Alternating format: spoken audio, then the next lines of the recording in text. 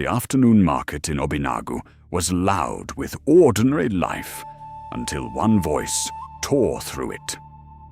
"Dinta is back!" At first, people ran toward the Red Earth Road. Traders abandoned baskets of pepper and dried fish. Children pushed between wrappers and legs. Old men shaded their eyes and stared down the path. And there he was, Dinta, the young hunter who had disappeared 7 rainy seasons earlier, walked slowly toward the village square. He had the same face, the same height, the same small scar above his eyebrow.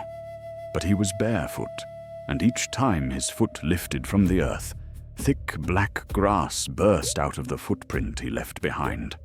Not green grass, not ordinary weeds. Black grass, dark as burned hair, thin and sharp, growing too quickly for anything alive. The welcome died before it reached him.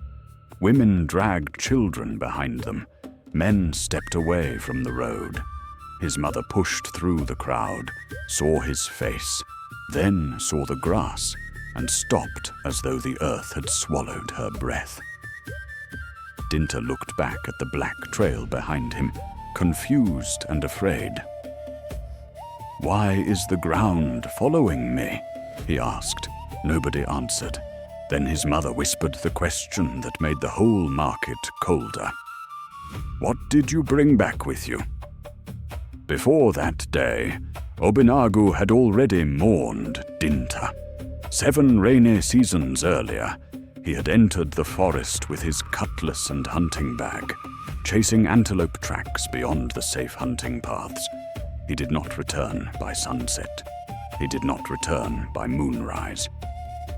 By the next morning, his mother had begun calling his name before anyone had the courage to tell her to sit down.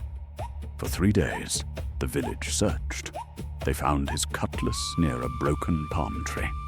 They found one sandal pressed into wet soil. They found dark stains near the roots, but they never found Dinta. After a while, grief became silence. His mother wore mourning cloth until the cloth faded. His fiancée eventually married another man. Children who were too young to remember him grew tall enough to hear his name only in lowered voices. Obinagu did not forget him completely. It did something worse.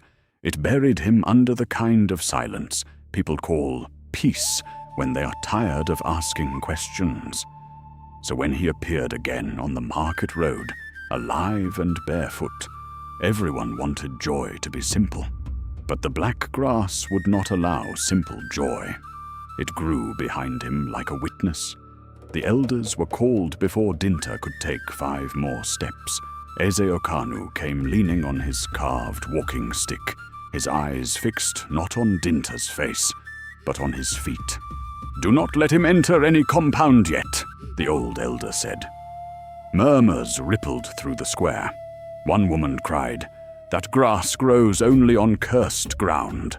Another whispered, "It grows on graves." An old hunter spat into the dust and said, "No, it grows where blood asks questions." The market fell silent after that.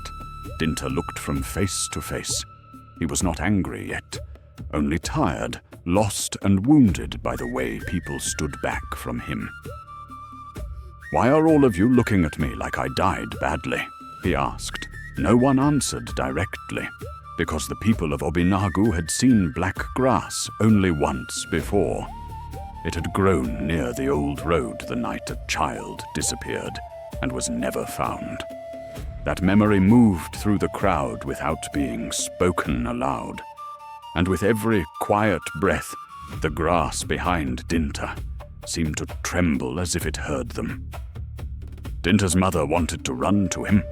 Every part of her body leaned toward the son she had buried in her heart, but her eyes stayed trapped on his feet.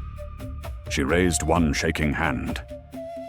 "If you are truly my son, tell me what I called you when you stole yam from my kitchen." Dinta's face softened for the first time. "You called me goat with hands." A cry broke from her chest. It was him, her son, her lost child, the one she had called for until her voice became a memory. Then Dinta took one step toward her.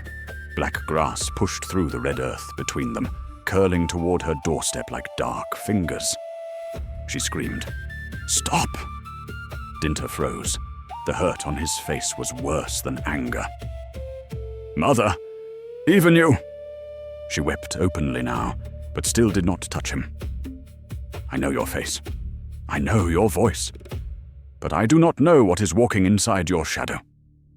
Those words struck him harder than any weapon. Behind him, the black grass bent in the wind, though no wind was blowing. At first, the villagers tried to treat the black grass as a warning sign, and nothing more. Then the earth began to answer it. In the market square, a woman sweeping near one of Dinta's footprints struck something hard beneath the dust. She called others. Men dug carefully, and the red earth gave up a string of coral beads. The beads belonged to a merchant who had vanished years earlier, after accusing powerful men of cheating him. Everyone knew the beads. Everyone remembered the argument. Nobody had spoken of it again after the merchant disappeared. Dinta stared at the beads as if seeing them hurt him physically. He had not chosen where to step. He had only walked, yet the ground had opened where his footprint touched. By evening, it happened again near the stream. Dinta passed the bank. The black grass spread, and the soil loosened around an old brass bangle. A widow saw it and collapsed to her knees. "My daughter," she whispered. "That was my daughter's bangle." Her daughter had not run away 10 years earlier. Her daughter had been hidden. By nightfall, Obinagu understood. The black grass did not grow randomly. It grew where lies had been buried. And Dinta, without meaning to, was walking those lies into the light. Fear entered the village like smoke under a door. People avoided Dinta, but they also watched him, because wherever he walked, the earth remembered what humans had tried to forget. That night, the elders gathered behind closed walls. They did not gather beneath the Iroko tree, where the village could hear them. They gathered in secret, with low voices and lantern flames turned small. Dinta slept outside the shrine, because no compound would receive him. Even then, black grass curled around the places where his feet had touched the ground, thin and patient. Inside the elders' meeting, Eze Okanu spoke first.